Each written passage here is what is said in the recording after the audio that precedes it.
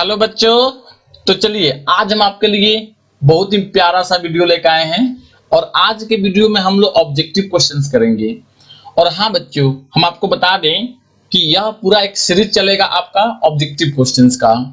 इसमें बिहार बोर्ड के जितने भी ऑब्जेक्टिव क्वेश्चंस बनते हैं वो सारे क्वेश्चंस हम यहाँ पे डिस्कस करेंगे।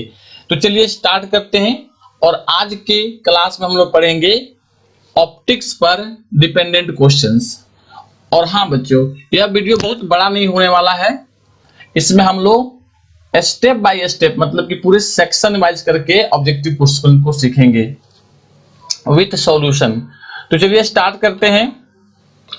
देखिए आपके स्क्रीन पे क्वेश्चन दिख रहा है, in which mirror imaginary image form. आपसे पूछा है कि इसमें से किसमें बनता है इमेजिनरी इमेज। तो प्लेन मिरर लिखा हुआ है, ओनली कनकेव, ओनली कन्वेक्स और ऑल ऑफ दी। बच्चों इसका सही आंसर क्या है? डी है, क्योंकि वर्चुअल या इमेजिनरी इमेज सब में बनता है, प्लेन में भी बनता है, कनकेव में भी और कन्वेक्स में भी, इसलिए डी क्या है इसका सही आंसर है। आइए अगला क्वेश्चन देखते हैं हम लोग। नेक्स्ट क्वेश्चन है कि virtual and large image form in, मतलब कि किस में वर्चुअल और बड़ा इमेज बनता है। लिखा हुआ है कन्वेक्स मिरर। बच्चों आपको याद होगा कि कन्वेक्स मिरर में ओनली छोटा इमेज बनता है। बी में कनकेव मिरर, तो कनकेव में क्या बनता है? वर्चुअल और बड़ा भी बनता है। प्लेन मिरर में क्या होता है? बराबर बनता है। तो सही आंसर क्या हो जाएगा इसका? कनकेव मिरर ए। वर्चुअल पूछा है और लार्ज कहा है ना, ठीक है, इसलिए क्या होगा इसका? कनकेव मिरर सही आंसर हो जाएगा। चलिए नेक्स्ट क्वेश्चन देखते हैं। नेक्स्ट क्वेश्चन है question number 3, pin hole camera works on the basis of. देखिए पिन होल कैमरा किस पर डिपेंडेंट है, किस थ्योरी पर बेस्ड होता है। तो देखिए इसका सही आंसर क्या होता है बच्चों? Linear expansion. ठीक है, क्या होगा? लीनियर एक्सपेंशन पे। तो डी इसका सही आंसर है। क्वेश्चन नंबर 4 पढ़िए। When light changes its medium, then which property does not change? कहा है कि जब लाइट एक मीडियम से, मान लो कि यह एक अलग मीडियम है जिसका रिफ्रैक्टिव इंडेक्स μ1, यहाँ पे μ2 है। लाइट एक मीडियम से दूसरे मीडियम में जाएगा, ठीक है, तो उसका कौन सा प्रॉपर्टी चेंज नहीं होता है? तो याद रखिएगा बच्चों, फ्रीक्वेंसी चेंज नहीं होता है। तो इसका डी क्या होगा? सही आंसर होगा। ओके, क्वेश्चन नंबर 5 पढ़िए। Refractive index of water and glass equal to is 4/3 and 3/4, then refractive index of water with respect to glass. आपसे पूछा गया है बच्चों कि यहाँ पे रिफ्रैक्टिव इंडेक्स ऑफ ग्लास निकालना है, नहीं वाटर का निकालना है ग्लास के रिस्पेक्ट में, water with respect to glass ये निकालना है। इसका फॉर्मूला क्या होता है? μw अब बट्टा कितना हो जाएगा? μg। ऐसा क्यों लिख रहे हैं? जिसका निकालना होता है ना उसका ऊपर रखते हैं और जिसके रिस्पेक्ट में निकालना होता है उससे डिवाइड करते हैं। अब देखो यहाँ पे दिया हुआ है रिफ्रैक्टिव इंडेक्स ऑफ वाटर, ये दिया हुआ है, तो ऊपर रख दो वैल्यू 4/3। अब बट्टे में यह कितना हो जाएगा बच्चों? 3/2। इसको आप सोल्व करोगे ना तो चला जाएगा 4/3 इंटू, ये चल जाएगा ऊपर में, तो यह हो जाएगा 2/3, यानी कितना आएगा? यह 8/9 चलाएगा। देखिए कहां पे है? डी नंबर में, तो डी क्या होगा आपका? सही आंसर हो जाएगा। आइए नेक्स्ट क्वेश्चन देखते हैं। क्वेश्चन नंबर 6 पढ़िए। Water bubble produces shining in water due to. कह रहा है कि वाटर जो बबल होता है, मतलब मान लीजिए कि यहाँ पे वाटर है बच्चों, यहाँ पे वाटर बबल की जगह पे एयर बबल होगा, ठीक है, यहाँ पे थोड़ा सा आप सुधार कर लेंगे, यहाँ पे एयर बबल होगा। तो air bubble produces shining in water due to, water के अंदर आप देखते हैं ना जो छोटा छोटा एयर का बबल होता है ऐसे बुलबुला, यह क्या होता है? चमकता है। तो इसका कारण पूछा है कि क्या होगा? याद रखिएगा टोटल इंटरनल रिफ्लेक्शंस, ठीक है, सी इसका क्या होगा? सही आंसर। आइए नेक्स्ट क्वेश्चन देखते हैं। क्वेश्चन नंबर 7 पढ़ते हैं। Critical angle is the incident angle in denser medium for which angle of refraction in rare medium is. आपसे पूछा है कि क्रिटिकल एंगल डेंसर मीडियम में वह एंगल होता है जिस पर रेयर मीडियम में एंगल ऑफ रिफ्लेक्शन का वैल्यू हो जाता है। तो कितना हो जाता है बच्चों, 90 डिग्री हो जाता है। ठीक है, यह फॉर्मूला में था, इस डेफिनेशन में ही था कि इंसिडेंट एंगल का वह वैल्यू जिस पर एंगल ऑफ रिफ्लेक्शन 90 डिग्री हो जाए तो उस एंगल को बोलते हैं क्रिटिकल एंगल। तो क्या हो जाएगा इसका सही आंसर है। आइए नेक्स्ट क्वेश्चन करते हैं। क्वेश्चन नंबर 8 पढ़िए। If critical angle for glass air pair is theta then refractive index of glass with respect to air is. आपसे पूछा गया है कि ग्लास और एयर के लिए क्रिटिकल एंगल का वैल्यू कितना है, थीटा है, यह दिया हुआ है। मतलब कि आई सी कितना है, थीटा है। तो आपको निकालना क्या है बच्चों, refractive index of glass mu g का वैल्यू आपको निकालना है। इसके लिए फॉर्मूला क्या पढ़े थे हम लोग, साइन आई सी था यहाँ पे, तो आई सी की जगह पे क्या हो जाएगा, अब थीटा हो जाएगा इक्वल टू, यहाँ पे होता है बच्चों म्यू वन अब बटा म्यू टू। याद रखना ऊपर में रेयर मीडियम, नीचे में क्या होता है डेंसर मीडियम। तो यहाँ पे रेयर मीडियम तो क्या हो जाएगा एयर, और एयर का रिफ्रैक्टिव इंडेक्स 1 अब बट्टे, यहाँ पे ग्लास का रिफ्रैक्टिव इंडेक्स होगा क्योंकि ये डेंसर मीडियम है म्यू टू, तो यहाँ पे क्या लिखेंगे हम लोग म्यू, यहाँ पे जी लिख देंगे। अब क्या पूछा है पढ़ लीजिए। If critical angle for air glass pair is theta then refractive index of glass with respect to air. आपको क्या निकालना है, म्यू जी का वैल्यू निकालना है। तो यहाँ से हो जाएगा म्यू जी इक्वल टू, इसको उधर लाएंगे साइन को इधर, तो 1 बट्टे कितना हो जाएगा साइन थीटा। अब 1 बट्टे साइन थीटा को क्या बोलते हैं बच्चों, कॉसेक थीटा कहते हैं। ओके, तो देखिए कहीं लिखा हुआ है क्या, कॉसेक थीटा, बी नंबर में लिखा हुआ है, तो बी क्या होगा अपना सही आंसर हो जाएगा। ओके बच्चों, आइए देखते हैं question number 9, which is true for total internal reflections। Total internal reflection के लिए यहाँ पे जो ऑप्शन दिया है उसमें से कौन सा सही है। अच्छा, सबसे पहले आपको याद रखना है कि कहीं पे टोटल इंटरनल रिफ्लेक्शंस होगा तो एंगल ऑफ इंसिडेंट का वैल्यू क्या होगा, क्रिटिकल एंगल से ज्यादा होगा या आईसी से ज्यादा होगा। देखिए ऐसा कहाँ लिखा हुआ है, ऐसा बच्चों फर्स्ट में ही लिखा हुआ है, फर्स्ट नंबर में, ए नंबर में, इसलिए अपना ए क्या होगा सही आंसर होगा। आइए इस वीडियो का अंतिम क्वेश्चन देख, क्वेश्चन पढ़िए बच्चों, क्वेश्चन नंबर 10 पढ़िए। An object is placed at 25 centimetre in front of concave mirror. एक हमारे पास कनकेव मिरर है ऐसा, और इस कनकेव मिरर के सामने 25 सेंटीमीटर के डिस्टेंस पे एक ऑब्जेक्ट रखा हुआ है। तो यहाँ पे यू का वैल्यू कितना हो गया 25 सेंटीमीटर, और यू क्या होगा नेगेटिव में। इसका फोकल लेंथ आपको दिया हुआ है, ये दिया हुआ है 50 centimetre. Then image will be, आपको इमेज डिस्टेंस निकालना है बच्चों ऐसा। तो ये क्वेश्चन क्लियर हो गया सबको। अब हमने क्या पढ़ा था formula, 1/v equal to 1/f minus 1/u, यह फॉर्मूला होता है। अब देखिए इस फॉर्मूला के अगर हेल्प से हम इसको सोल्व करेंगे तो कितना आएगा वैल्यू, जरा इसको थोड़ा ऊपर बढ़ा लेते हैं, चलो इसको ऊपर कर लेते हैं, यहाँ पे हम यहाँ वैल्यू पुट कर लेते हैं। तो 1/v इक्वल टू, भी तो हमें निकालना है तो इसका साइन रखते हैं, 1/f, f का वैल्यू कितना है बच्चों 50 है। लेकिन याद रखना ये भी क्या होगा बच्चों नेगेटिव होगा, क्योंकि इसका फोकस क्या होता है यहाँ पे होता है, यहाँ पे इसके लेफ्ट में होता है ना, इसलिए क्या होगा नेगेटिव लेंगे। यहाँ पे माइनस में f और फिर यहाँ पे माइनस लेकर आएंगे और माइनस में u, यहाँ पे माइनस में कितना हो जाएगा 25। इसको सोल्व कीजिएगा तो कितना आ जाएगा, इसका एलसीएम 50 होगा, इसमें डिवाइड कीजिएगा तो माइनस यहाँ पे 1 आएगा और यहाँ पे प्लस 2 आएगा, यानी 1/v इक्वल टू चलाएगा यहाँ से 1/50 कितना होगा। तो इसको सोल्व कर लीजिए, तो v का वैल्यू चलाएगा बच्चों 50 सेंटीमीटर, और यह कैसे आ रहा है पॉजिटिव में आ रहा है। ओके, अब आइए ऑप्शन देख लेते हैं कि ऑप्शन में क्या क्या गिवन है। आपको कहा है कि 40 सेंटीमीटर बिहाइंड मिरर है, तो 40 तो है नहीं, यहाँ 50 आ रहा है, उसके बाद से कहा है कि आई 20 सेंटीमीटर बिहाइंड मिरर, तो इसमें से बच्चों यह डी इसका सही आंसर हो जाएगा, क्योंकि आ कितना रहा है, भी का वैल्यू आ रहा है 50 सेंटीमीटर आ रहा है, इसलिए इसका सही आंसर क्या होगा बच्चों, डी होगा।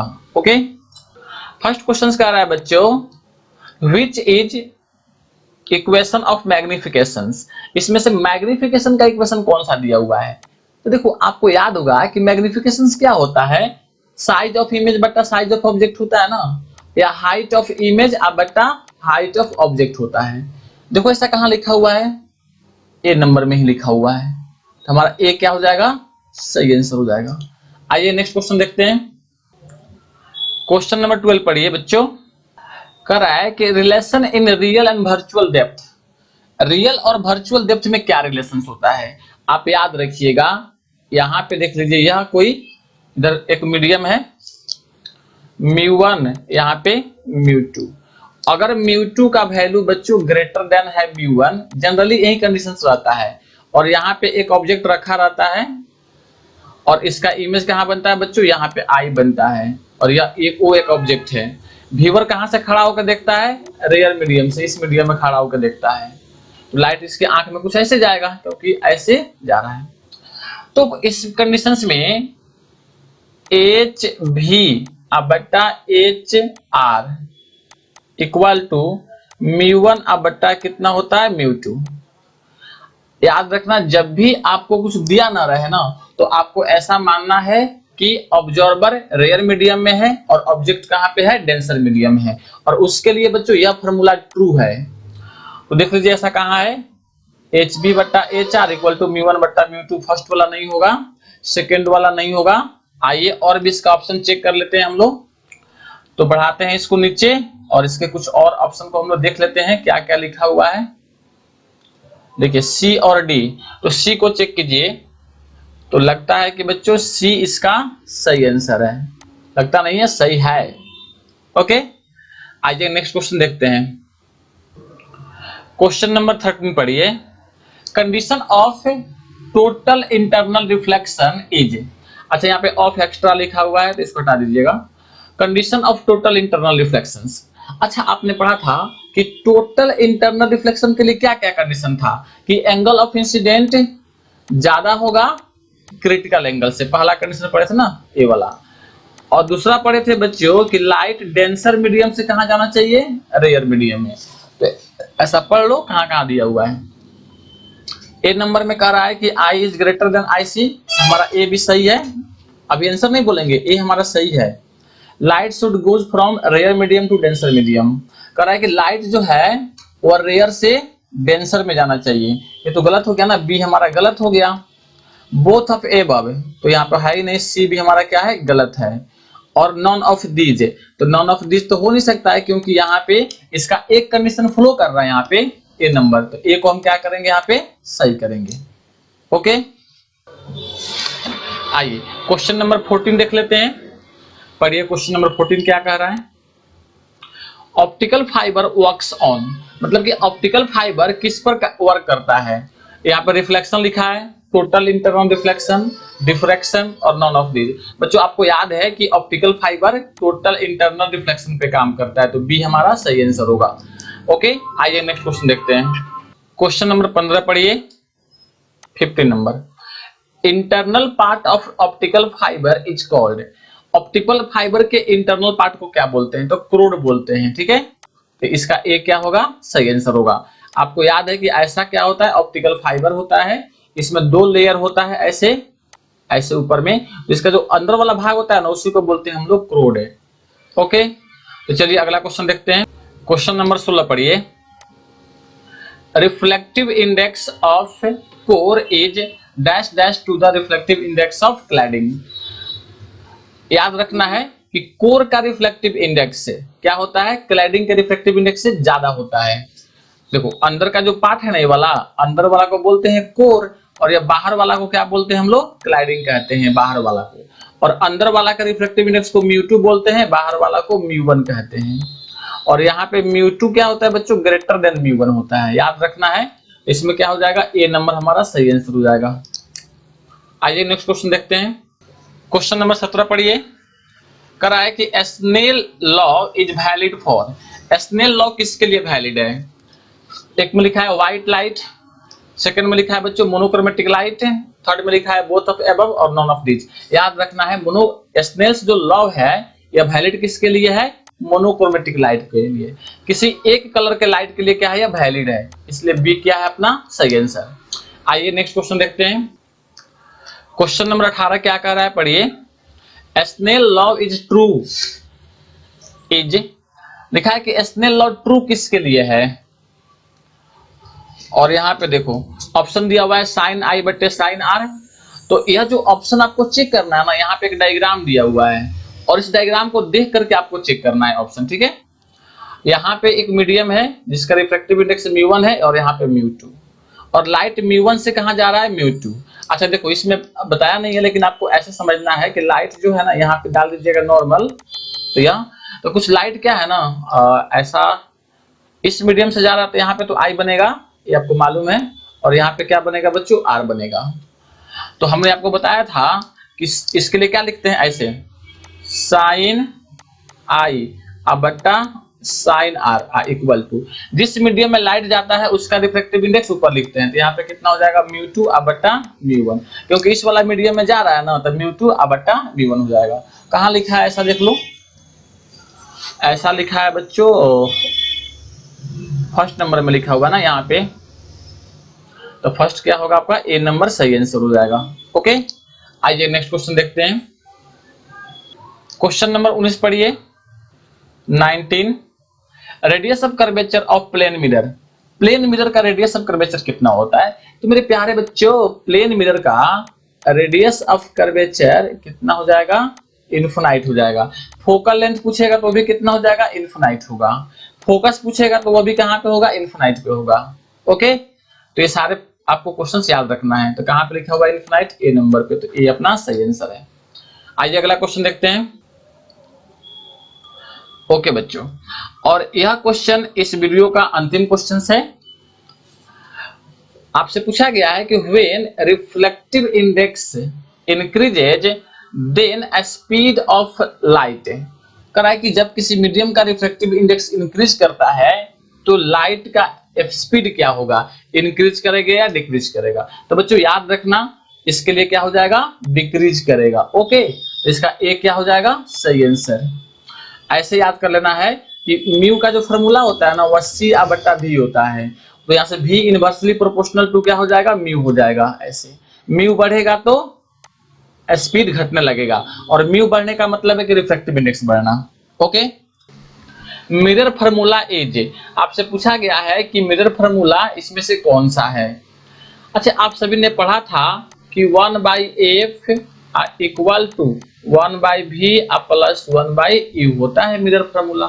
अब देखिए ऐसा कहाँ लिखा हुआ है? ऐसा लिखा है बच्चों ए नंबर में, तो ए क्या हो जाएगा? इसका सही आंसर होगा। आइए नेक्स्ट क्वेश्चन देखते हैं। आइए क्वेश्चन नंबर 22 देखते हैं। देखिए क्या कह रहा है क्वेश्चन नंबर 22 में, speed of light in a medium in which critical angle is. आपसे पूछा गया है कि लाइट का स्पीड क्या होगा यदि क्रिटिकल एंगल का वैल्यू दिया हुआ है 45 डिग्री। देखो यहाँ पे IC का वैल्यू आपको दे दिया हुआ है ना, और हमें पूछा हुआ है V का वैल्यू कितना होगा उसी मीडियम में। तो हम लोगों ने क्या पढ़ा था बच्चों? यहाँ पे साइन IC इक्वल टू 1/म्यू, यही तो हम लोग पढ़े थे। और म्यू का वैल्यू कितना होता है आप लोग जानते हैं ना बाबू? म्यू इक्वल टू होता है C/V होता है। तो वैल्यू यहाँ से पुट कर लो तो आ जाएगा साइन IC इक्वल टू ये हो जाएगा V/C।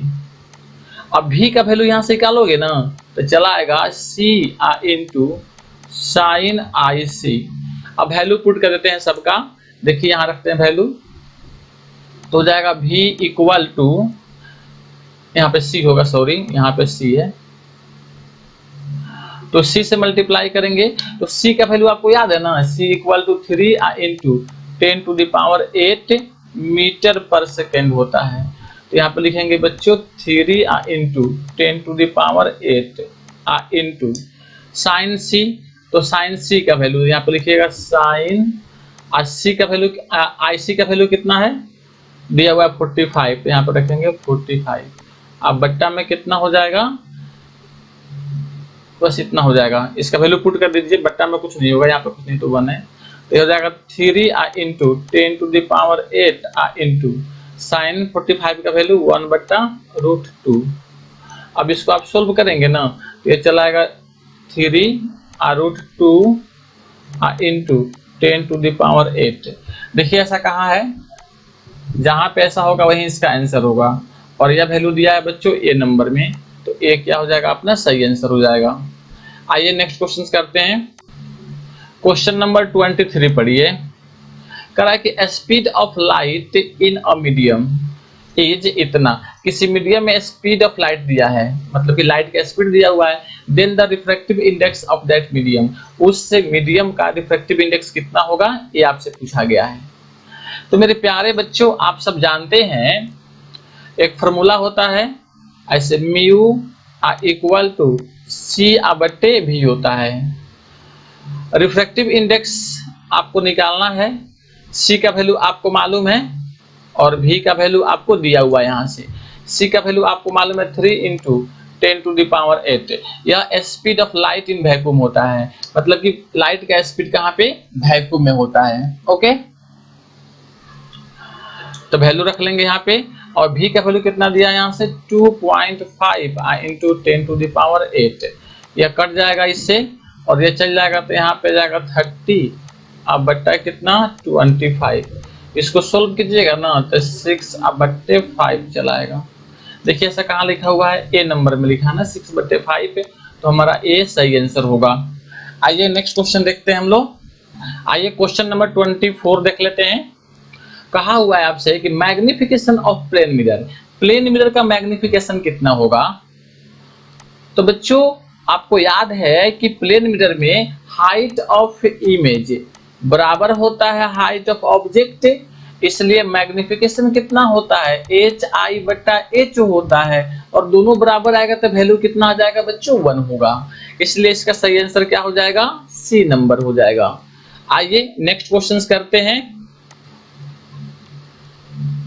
क्वेश्चन नंबर 25 पढ़ते हैं। Power of lens will be when it is dipped in water. आपसे पूछा गया है कि जब एक लेंस को पानी में यानी वाटर में डुबा देते हैं तो उसका पावर पे क्या इफेक्ट पड़ता है। बच्चों याद रखना, जब भी हम किसी लेंस को पानी में डिप्ड कर दें, ठीक है, तो उसका फोकल लेंथ इंक्रीज करता है, यानी फोकस क्या होगा इसका बढ़ेगा, और फोकस बढ़ेगा तो पावर डिक्रीज कर जाएगा। ठीक है, पावर इसका डिक्रीज हो जाएगा, इसका ए क्या है सही आंसर है। ओके, आइए नेक्स्ट क्वेश्चन देखते हैं। क्वेश्चन नंबर 26 पढ़ते हैं। लेंस मेकर फार्मूला इज, इसमें से पूछा हुआ है कि लेंस मेकर फार्मूला कौन होता है। तो देखिए लेंस मेकर फार्मूला हम यहाँ पर लिख देते हैं बच्चों, आप इसको देख लेंगे और इसी में से मैच करेंगे। अगर ऐसा एक मीडियम है, एक लेंस है और इसका रिफ्रैक्टिव इंडेक्स μ2 है, और यह बाहर में जो मीडियम है ना इसका रिफ्रैक्टिव इंडेक्स कितना है μ1, तो इसका फार्मूला होता है 1/f1 इक्वल टू यहाँ से μ2 1 -1 अब बट्टे में 1/r1 -1 बट्टा यहाँ से r2, यह फार्मूला होता है। तो देखो ऐसा कहाँ लिखा हुआ है 1/f, इसमें r2 - r1 लिखा है तो ए नंबर नहीं होगा। यहाँ पे f2 लिखा हुआ है तो ये गलत है, यहाँ पे f2 नहीं होता है f1 होता है, यानी बाहर का जो मीडियम होता है ना उसमें फोकल लेंथ होता है, इसलिए बी भी गलत है। और सी में देख लीजिए, हाँ सी क्या है सही आंसर है। ओके, तो चलिए नेक्स्ट क्वेश्चन देखते हैं हम लोग। क्वेश्चन नंबर पढ़िए 27। आपसे पूछा हुआ है कि when upper half part of lens is painted by black colour then its image size. देखो आपसे पूछा है कि एक लेंस है ऐसा, और इस लेंस का आधा जो पार्ट है ए वाला, यह क्या किया गया है बच्चों ब्लैक से पेंट कर दिया गया है। तो इमेज साइज पे क्या डिपेंड, अच्छा इमेज साइज नहीं है यहाँ पे, ओनली इमेज पूछा है। ठीक है, इमेज पे क्या इफेक्ट पड़ेगा, साइज मत देखिएगा। तो यहाँ पे फर्स्ट में कहा है कि size increases, size decreases, intensity increases, और डी नंबर में है इंटेंसिटी डिक्रीजेज। तो इसका सही आंसर क्या होगा, याद रखना बच्चों। जैसे यहाँ पे हाफ पार्ट को पेंट करेंगे ना, तो लाइट जो यहाँ से आ रहा था और कुछ यहाँ से भी जा रहा होगा लाइट, तो ऊपर वाला लाइट तो बंद हो जाएगा, नहीं जा पाएगा ये वाला लाइट। तो लाइट का इंटेंसिटी क्या हो जाएगा बच्चों, कम हो जाएगा। मतलब कि यहाँ पे जो इमेज बनेगा ना, उसका इंटेंसिटी कम हो जाएगा। ओके, तो उसका इंटेंसिटी कम होगा, तो डी नंबर क्या होगा इसका सही आंसर होगा, जो कि यहाँ पे लिखा हुआ है, आप देख सकते हैं आगे बढ़ा करके इसको, इंटेंसिटी डिक्रीजेज। ओके, आइए नेक्स्ट क्वेश्चन करते हैं। आइए एक क्वेश्चन है 28 नंबर में, a convex lens has focal length 20 centimetre, then its power will be. देखो एक कन्वेक्स लेंस है ऐसा, और इसका फोकल लेंथ आपको दिया हुआ है 20 सेंटीमीटर आपको दिया हुआ है। लेकिन बच्चों याद रखना कन्वेक्स है इसलिए यह पॉजिटिव होगा, और यह सेंटीमीटर में दिया हुआ है, तो पावर का फॉर्मूला कितना हो जाएगा 100/f होता है। जब भी फोकल लेंथ सेंटीमीटर में दिया हो ना, तो 100/f लिखिएगा। तो यह P इक्वल टू हो जाएगा यहाँ से 100/f, f का वैल्यू कितना 20, ये कट जाएगा तो बच्चों आ जाएगा यहाँ से 5 डायोप्टर। देखो ऐसा कहाँ लिखा हुआ है, बी नंबर में लिखा हुआ है, तो बी हमारा सही आंसर होगा। आइए नेक्स्ट क्वेश्चन देखते हैं। अब क्वेश्चन है 29, कहा है कि if lens is given in centimetre, अगर लेंस जो है उसका फोकल लेंथ यहाँ पे है, ठीक है बच्चों, यह फोकल लेंथ कह रहा है कि सेंटीमीटर में दिया हुआ है, तो पावर विल बी, पावर कितना होगा।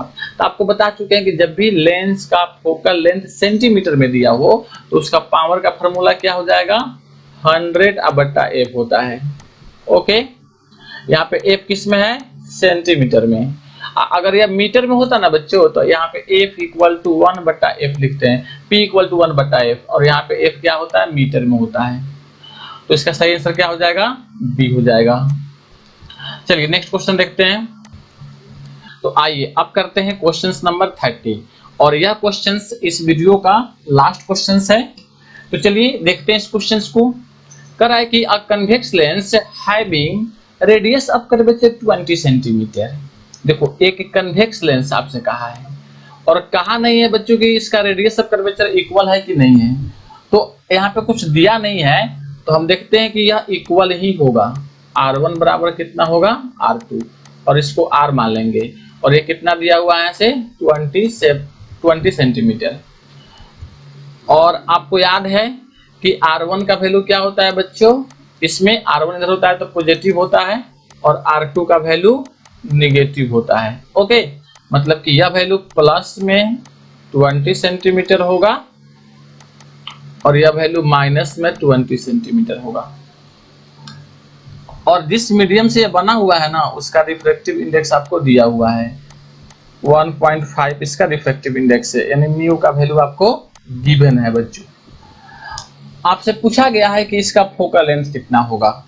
ओके, तो आइए इसका फोकल लेंथ देख लेते हैं। इसके लिए फॉर्मूला हम लोगों ने क्या पढ़ा था, यहाँ देखो 1/f equal to mu minus 1 into 1/r1 minus 1/ यहाँ पे r2, यह फॉर्मूला होता है। वैल्यू पुट कर देते हैं, तो म्यू का वैल्यू दिया है 1/5 माइनस 1 हो जाएगा, इंटू 1/r1, तो r1 के जगह पे बच्चों 20, और फिर यहाँ पे माइनस, और फिर यहाँ पे माइनस में 20। इसको आप सोल्व करोगे ना, तो यहाँ से कितना हो जाएगा 0.5 आएगा, तो ये 0. यहाँ पे 5 इंटू यह हो जाएगा बच्चों 2/20, या माइनस माइनस प्लस हो जाएगा, तो 2/20 हो जाएगा। और इसको आप सोल्व करोगे तो आ जाएगा यहाँ से 1/2 इंटू यहाँ पे 2/20, ये 2 से 2 कट जाएगा, तो आपको मिलेगा क्या, f का वैल्यू चला आएगा प्लस में 20 सेंटीमीटर। ओके, तो देखिए ऐसा कहाँ लिखा हुआ है, ऐसा लिखा हुआ है बी नंबर में, ठीक है, तो बी अपना सही आंसर होगा। तो यहां तक आपको अच्छा से समझ में आ गया। हमारा फर्स्ट क्वेश्चन कह रहा है, देखिए when two lens having focal length f1 and f2 हमारे पास दो लेंस है जिसका फोकल लेंथ f1 है और f2 है, placed at distance d, then focal length of effective lens will be. Most important question है बच्चों, ध्यान रखो।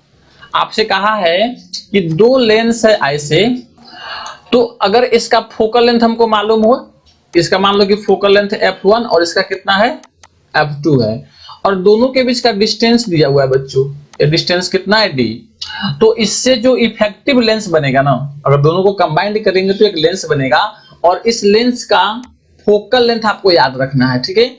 कितना होता है तो देखिए 1/f इक्वल टू होता है 1/, यहाँ पे f1 अब प्लस 1/f2 अब माइनस में d/f1 f2, यह फॉर्मूला होता है बच्चों। इस फॉर्मूला को बिल्कुल याद कर लेना है, ऑब्जेक्टिव क्वेश्चंस के लिए बहुत इंपॉर्टेंट है ये क्वेश्चंस। अब देखो यहाँ पे ऐसा कुछ लिखा है क्या, तो इसमें से कोई भी आंसर नहीं होगा बच्चों, ठीक है। यह सब गलत है, इसमें डी क्या हो जाएगा सही आंसर। ओके, आप इसको सोल्व भी करके देखोगे ना, एफ का वैल्यू निकालोगे तो इसमें से कोई नहीं आएगा।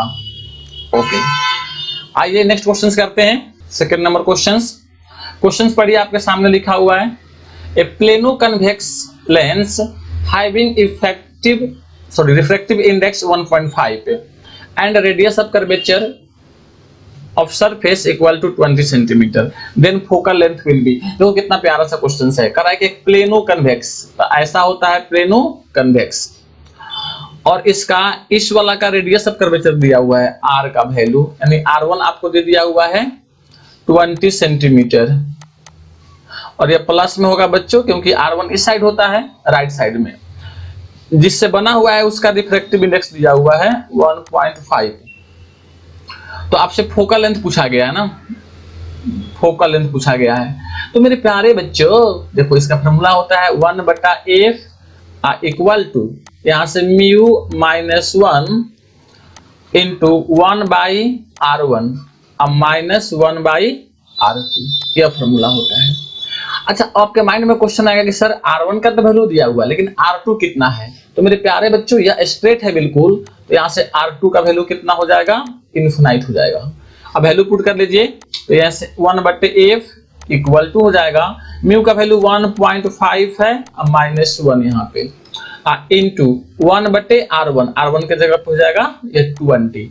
तो आप इसको सोल्व करोगे तो 1/f इक्वल टू घटाओगे ना तो 1/2 आएगा यहाँ से इंटू, अरे 0.5 बचेगा ना, 0.5 का मतलब 1/2, और यह कितना हो जाएगा यहाँ से 20, यानी f का वैल्यू कितना चला आएगा 40 सेंटीमीटर। देखो ऐसा कहाँ पे लिखा हुआ है, ए नंबर में लिखा हुआ है, ठीक है, तो हमारा ए क्या होगा सही आंसर होगा। और हाँ बच्चों, हम इस वीडियो में बिल्कुल सॉल्यूशंस करके आपको बता रहे हैं, ठीक है, इसलिए आपको जल्दीबाजी नहीं करना है, आराम से वीडियो को देखना है और इसको कंप्लीट सॉल्यूशंस आपको करना है।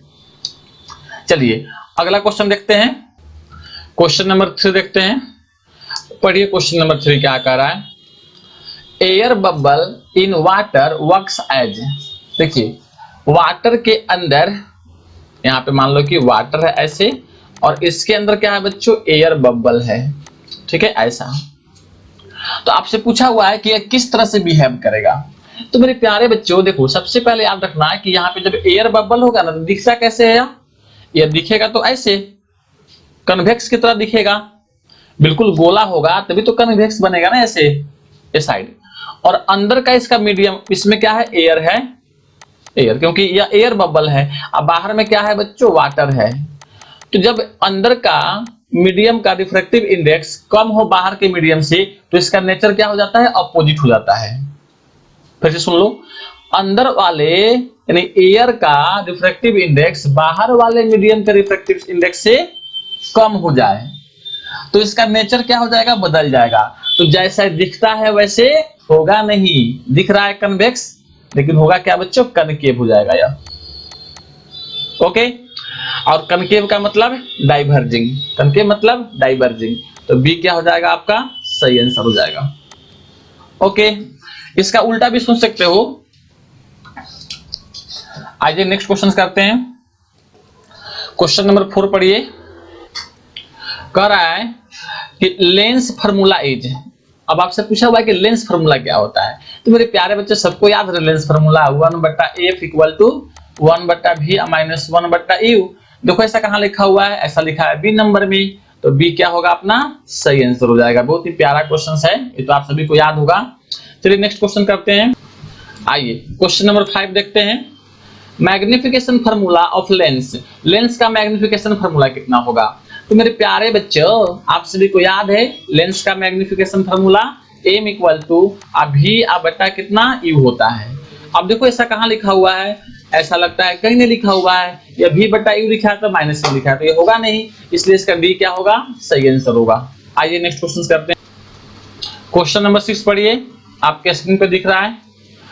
Two lenses that are placed at the distance, then power of equivalent lens will be।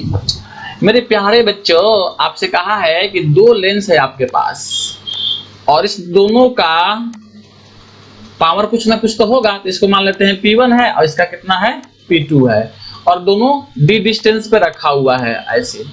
तो जो इसका इक्विवेलेंट लेंस बनेगा ना उसी का पूछा है पावर कितना होगा।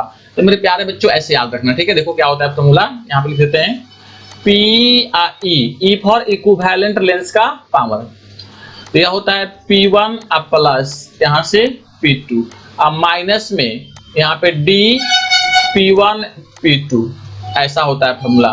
चलो इसको थोड़ा आगे लिख लेते हैं, हम एक बार देख लेते हैं। P1 अब प्लस कितना P2 अब माइनस D, सॉरी यहाँ पे P1 P2, ये बट्टा में नहीं होगा, ठीक है। ऐसे देखो कहीं पे लिखा हुआ है क्या,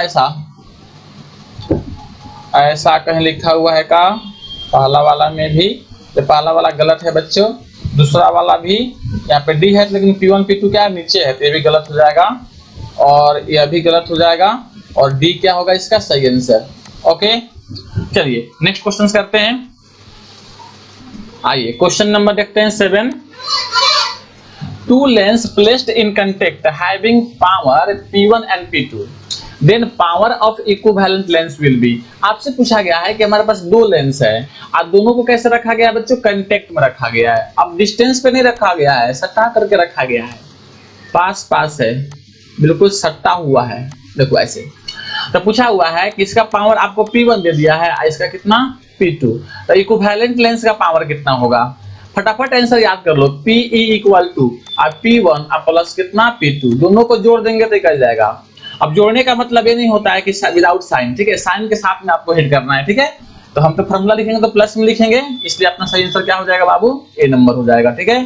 तो ए आपका सही आंसर। आइए नेक्स्ट क्वेश्चन करते हैं। क्वेश्चन नंबर 8 पढ़िए। 8 में क्या कह रहा है देखिए, SI unit of refractive index. बउआ बताइए रिफ्रैक्टिव इंडेक्स का SI यूनिट होता है? अरे नहीं होता है, वो क्या है यूनिटलेस क्वांटिटी होता है, इसलिए क्या हो जाएगा इसका D हो जाएगा आंसर। आप ऐसे भी समझ सकते हैं μ = C/V, और C और V दोनों क्या है सेम है, इसका जो यूनिट होगा इसका भी होगा, मतलब दोनों सेम भाई भाई है, कट जाएगा तो कोई भी इसका यूनिट नहीं होगा, तो इसका सही आंसर क्या हो जाएगा D हो जाएगा। नेक्स्ट क्वेश्चन करते हैं। क्वेश्चन नंबर 9 देखिए, When light enter in glass, then its wavelength। कह रहा है आपसे कि अगर लाइट क्या करे बच्चों, ग्लास के अंदर इंटर कर जाए, तो ग्लास मान लो कि है इसमें इंटर करेगा, तो इंटर करेगा तो बताओ उसका स्पीड कम हो जाएगा, स्पीड कम होगा तो उसका वेवलेंथ भी कम हो जाएगा। आपको मालूम है फॉर्मूला V = μI × लैम्डा होता है, तो इसका फ्रीक्वेंसी तो कांस्टेंट रहता है, तो स्पीड कम होगा तो इसका वेवलेंथ भी कम हो जाएगा। कहाँ लिखा हुआ है डिक्रीजेज, 8 नंबर में क्या होगा सही आंसर ये हो जाएगा आपका। आइए नेक्स्ट क्वेश्चन करते हैं बच्चों। क्वेश्चंस कह रहा है मेरे प्यारे बच्चों देखो, if lens is made of 2 medium then how many image will form. कितना प्यारा क्वेश्चन है। आपसे कहा हुआ है कि एक लेंस है और यह 2 मीडियम से बना हुआ है, देखो एक मीडियम ए वाला है और एक ए वाला मीडियम है, ठीक है ऐसे। इसका मान लो कि रिफ्रैक्टिव इंडेक्स μ1 होगा, इसका कितना है μ2, अलग अलग मीडियम से बना हुआ है, तो इसमें इमेज कितना बनेगा। तो याद रखना जितना मीडियम उतना ही इमेज, याद कर लोगे। अब यहाँ पे 2 मीडियम तो कितना इमेज होगा 2 बनेगा, 4 मीडियम होता तो कितना बनता 4 बनता, 5 मीडियम होता तो 5 बनता, लेकिन ऐसे ही अरेंज होना चाहिए, ठीक है। अरेंजमेंट जो है बच्चों ऐसे ही होना चाहिए। तो हमें उम्मीद है कि इतना आपको जरूर समझ में आ गया होगा। बिल्कुल यही आता है, इसी के अंदर से आता है। तो मैं जितना यहाँ पे बता रहा हूँ उतना कर लोगे तो आपको कुछ देखने की जरूरत नहीं है। ओके, चलो आइए स्टार्ट करते हैं। लिखा हुआ है कि if lens is cut into two parts along A B. अच्छा, ए बी का मतलब यहाँ पे बड़ा ए लिखा हुआ है और बड़ा बी है ऐसे, then its new focal length will be. देखो एक लेंस ऐसा है और इसके अभी फोकल लेंथ कुछ ना कुछ तो होगा, इसके फोकल लेंथ को मान लेते हैं f1। और जब इसको इस एक्सिस के अबाउट ए बी के अबाउट क्या कर दोगे, कट कर दोगे, तो यह कुछ ऐसा बन जाएगा। और ऐसा बनेगा तो इस कंडीशन में इसका फोकल लेंथ कितना है, मान लो कि f2 है। तो पूछा हुआ है कि f2 f1 के कंपेयर में कितना गुना होगा, कितना टाइम्स होगा। तो मेरे प्यारे बच्चों याद रखना, इसमें f2 जो होता है ना, यह 2 into f1 होता है। ओके, मतलब कि फोकल लेंथ दुगुना हो जाता है जब उसको इस एक्सिस के अबाउट ए बी के अबाउट कट करते हैं तो। ओके, इतना याद रखोगे। और हाँ बच्चों, अगर इसका आपको सॉल्यूशन चाहिए, कंप्लीट सॉल्यूशंस, तो आप कमेंट बॉक्स में जरूर लिखिएगा। ओके, तो मैं इसका एक अलग से पूरा सॉल्यूशन आपके लिए कर दूंगा। आइए नेक्स्ट क्वेश्चन देखते हैं। क्वेश्चन नंबर नेक्स्ट पढ़िए। क्वेश्चन कह रहा है कि if lens is cut into two parts along the A B. अब देखो, अब जैसे इसके पहले कट किया गया ना, उसके परपेंडिकुलर यानी प्रिंसिपल एक्सिस के अबाउट कट किया गया है, तो पूछा गया है कि फोकल लेंथ पे क्या इफेक्ट पड़ेगा। तो बच्चों इस वाला कंडीशन में फोकल लेंथ पे कोई भी इफेक्ट नहीं पड़ेगा, मैंने फोकल लेंथ क्या रहेगा, इक्वल रहेगा। ओके, इसका ए नंबर क्या होगा, सही आंसर होगा। जब भी प्रिंसिपल एक्सिस के अबाउट कट करें ना, तो फोकल लेंथ में कोई भी चेंजिंग नहीं आता है। याद कर लेना है, बिल्कुल इसको दिमाग में बैठा लो। ओके, आइए नेक्स्ट क्वेश्चन करते हैं हम लोग बच्चों। नेक्स्ट क्वेश्चन आपके सामने है बोर्ड पे, इसको देखिए। कह रहा है कि if lens cut along principal axis then intensity of image will be. देखो कितना प्यारा क्वेश्चन है, ठीक है। कह रहा है कि अगर लेंस को हम उसके प्रिंसिपल एक्सिस के अलोंग कट कर दें, ठीक है, और यही होता है प्रिंसिपल एक्सिस। देखो यह लेंस है और यह इसका प्रिंसिपल एक्सिस है, तो इसके अबाउट इसको कट कर दिया जाए ए बी के अबाउट, तो यह कुछ ऐसे बच जाएगा ना, देखो ऐसे। तो हाफ पार्ट बचेगा, हाफ पार्ट तो इसका खत्म हो जाएगा। तो क्या पूछा है इसमें कि जो इमेज बनेगा उसका इंटेंसिटी क्या होगा। तो देखो बच्चों, इंटेंसिटी का मतलब लाइट वहां पे, तो लाइट आना अब कम हो जाएगा, पहले कंपेयर में आधा लाइट उसका हो जाएगा, तो इंटेंसिटी भी क्या हो जाएगा, पहले से कम हो जाएगा। तो इसका सही आंसर क्या हो जाएगा, बी नंबर इसका सही आंसर है। ओके, आइए नेक्स्ट क्वेश्चन करते हैं। और हाँ बच्चों, यहां से क्वेश्चन स्टार्ट हो जाएगा ऑप्टिकल इंस्ट्रूमेंट पे बेस्ड क्वेश्चन से। तो चलिए उसको भी करते हैं हम लोग। देखिए क्वेश्चन नंबर 14 में आप सबने पढ़ तो रखा है इसे। List distance of clear vision. Clear vision का लिस्ट डिस्टेंस कितना होता है, अरे 25 सेंटीमीटर होता है। कितना होता है बच्चों, 25 सेंटीमीटर। इसका बी क्या होगा, सही आंसर। आइए नेक्स्ट क्वेश्चन देखते हैं। आइए नेक्स्ट क्वेश्चन करते हैं। क्वेश्चन नंबर 15 देखिए, आपके स्क्रीन पे दिख रहा होगा बच्चों। The property of eye by which it can form image at retina of any object is called।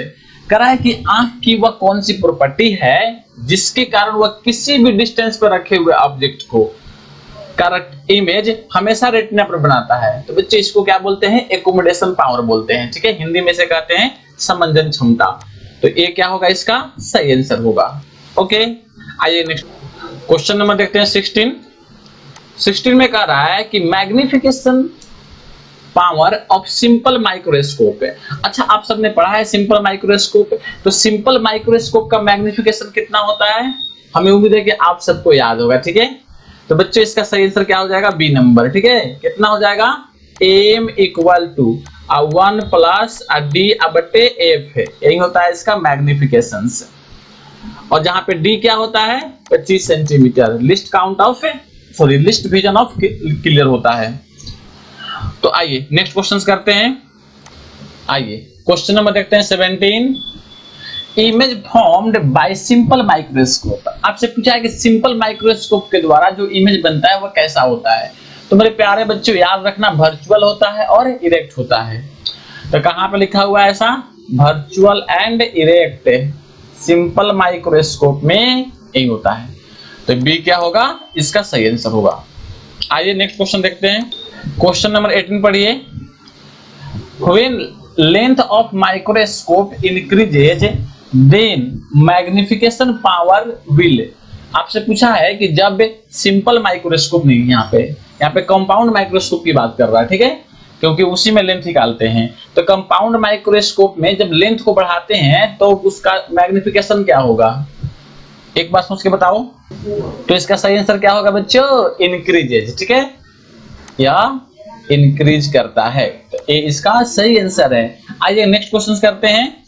अरे प्यारे बच्चे देखो क्या कर रहा है, a long sightedness human needed, मतलब कि अगर किसी व्यक्ति को लॉन्ग साइटेडनेस है तो उसको किस लेंस की आवश्यकता होगी, मतलब कि किस लेंस के बने हुए स्पेक्ट्रल की आवश्यकता होगी।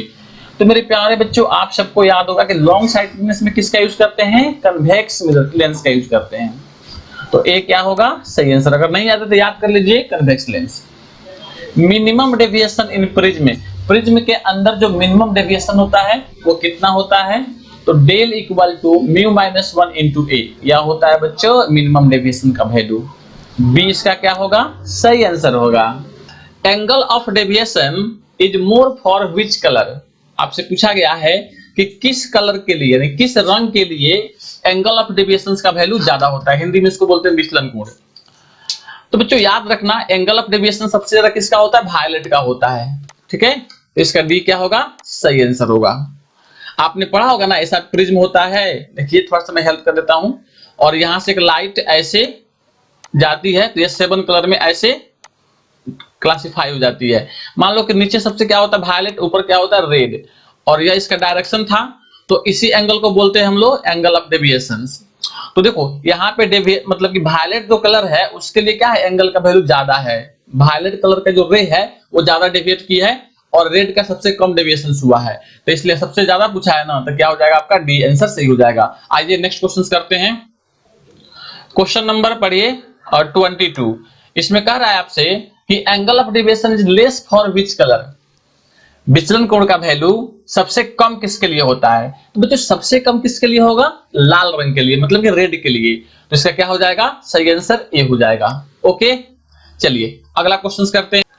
क्वेश्चन नंबर 23 पढ़िए।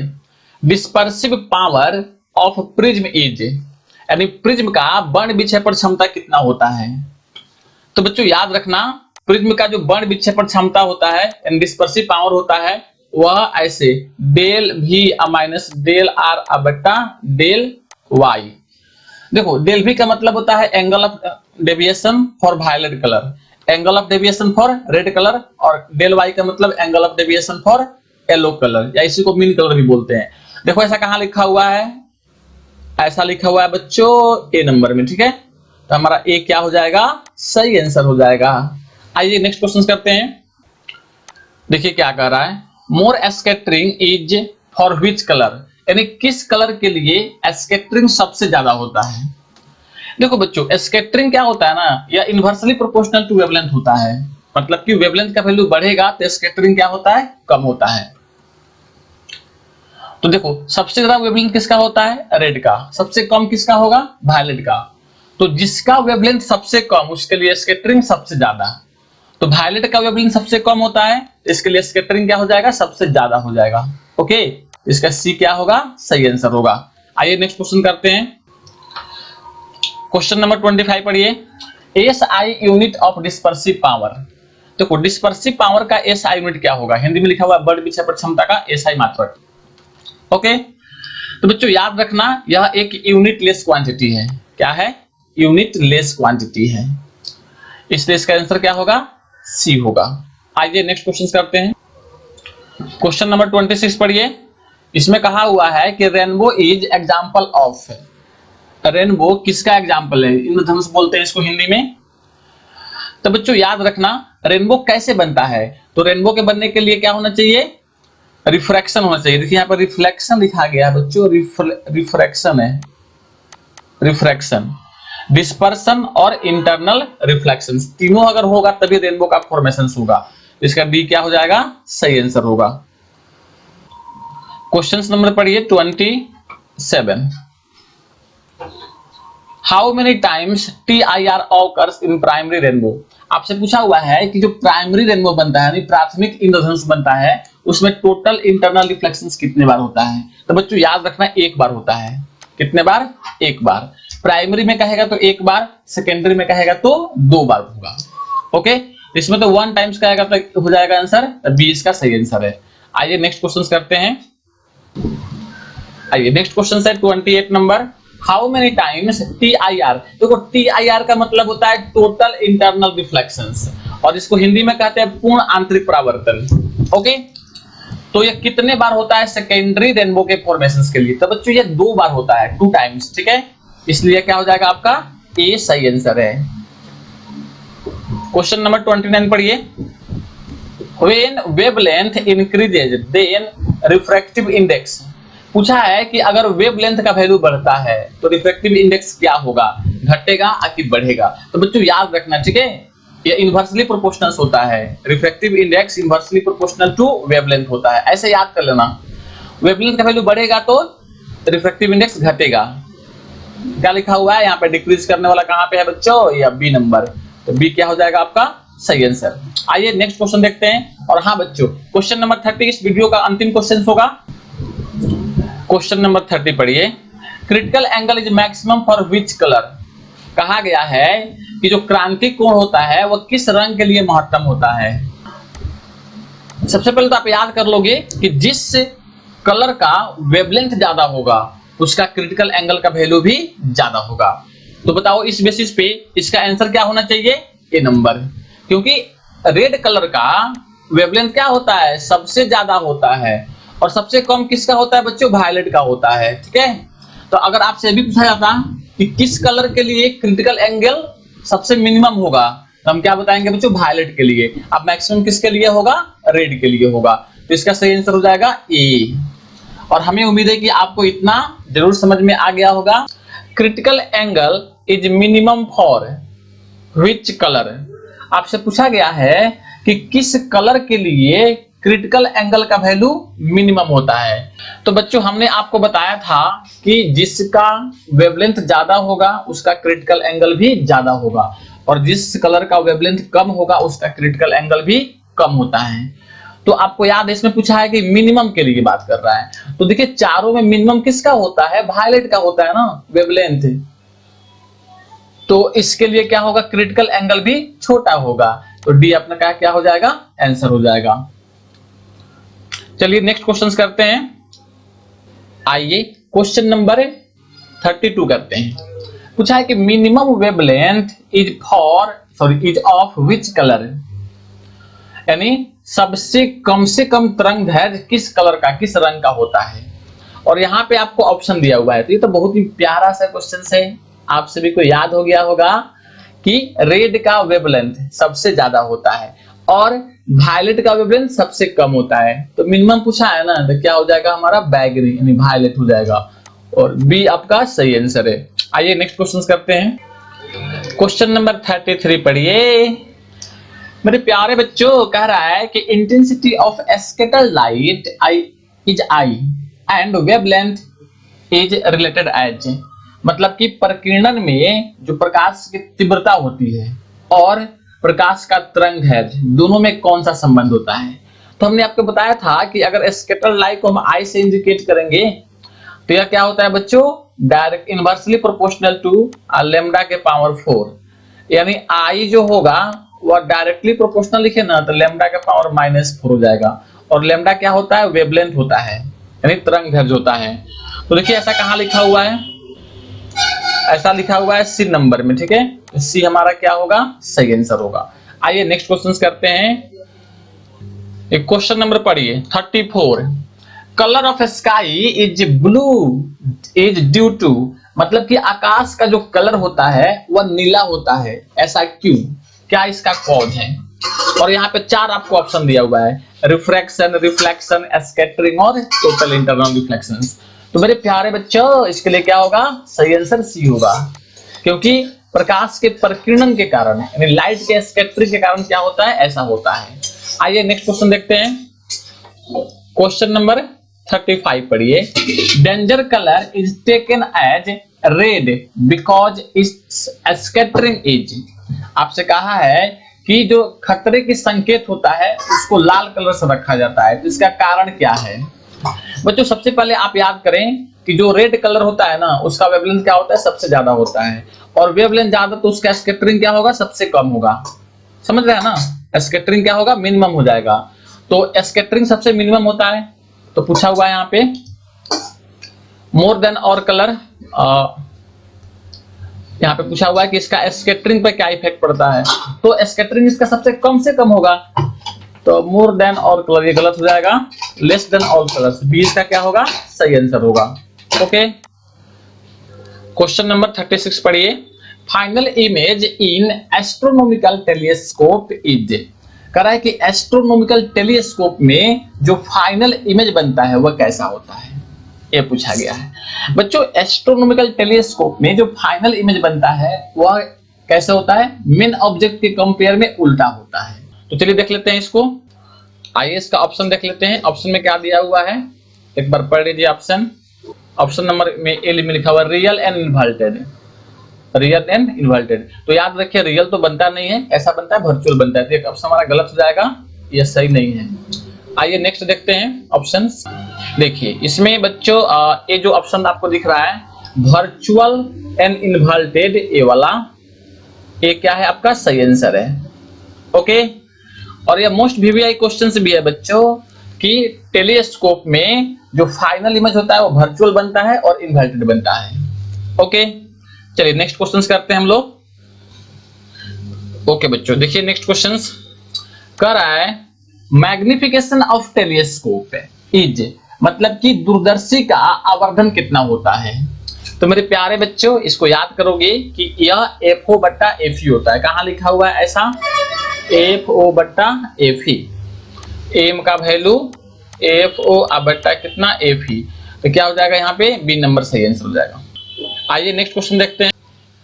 Question number 38 magnification of compound microscope, यानी संयुक्त सूक्ष्मदर्शी का आवर्धन कितना होता है, ये पूछा गया आपसे। तो मेरे प्यारे बच्चों इसमें याद कर लेना कि जो कंपाउंड माइक्रोस्कोप होता है उसका मैग्निफिकेशन दोनों अलग अलग लेंस के मैग्निफिकेशन के प्रोडक्ट के बराबर होता है। मतलब कि ऑब्जेक्टिव लेंस और आई पीस दोनों को के मैग्निफिकेशन को मल्टीप्लाई कीजिएगा तो इसका आंसर निकल जाएगा। कहां लिखा हुआ है ऐसा? ये लिखा हुआ है देखिए। तो यह क्या हो जाएगा? बी इसका सही आंसर है। और यहाँ पे MO क्या है? मैग्निफिकेशन ऑफ ऑब्जेक्टिव लेंस, मतलब कि अभिदृश्यक लेंस का मैग्निफिकेशन आवर्धन। और यह क्या है? Magnification of eyepiece. Okay, तो बी इसका सही आंसर। आइए नेक्स्ट क्वेश्चन देखते हैं। आइए क्वेश्चन नंबर 39 देखते हैं।